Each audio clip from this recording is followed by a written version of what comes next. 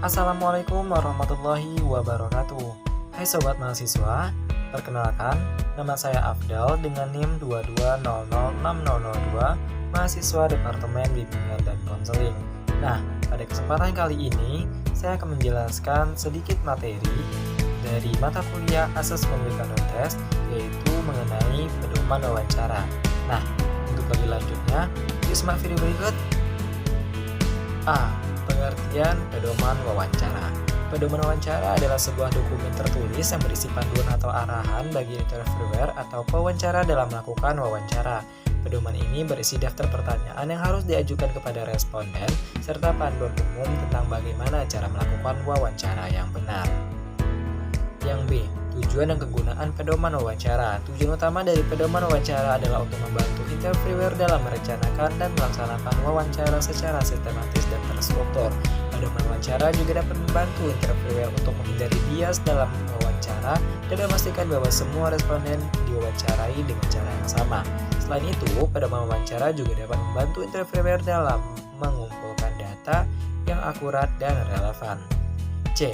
Jenis dan bentuk pedoman wawancara. Jenis dan bentuk pedoman wawancara dapat bervariasi tergantung pada tujuan wawancara dan jenis data yang ingin dikumpulkan. Ada beberapa jenis dan bentuk pedoman wawancara yang umum digunakan antara lain yang pertama, yaitu pedoman wawancara terstruktur.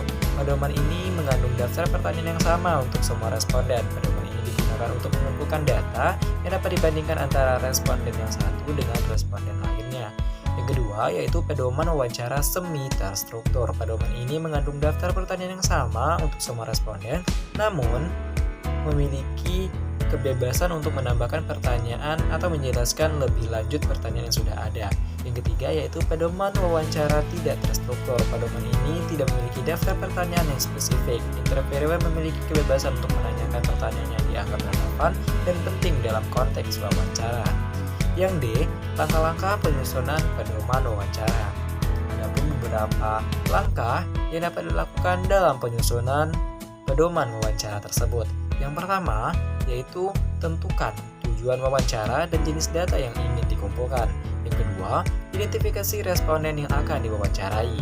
Yang ketiga, buat daftar pertanyaan yang relevan dan sesuai dengan tujuan wawancara. Yang keempat, uji coba pedoman wawancara pada sejumlah responden untuk memastikan bahwa pertanyaan yang diajukan mudah dipahami dan relevan dengan konteks wawancara. Dan yang kelima, revisi pedoman wawancara berdasarkan hasil uji coba. Yang E.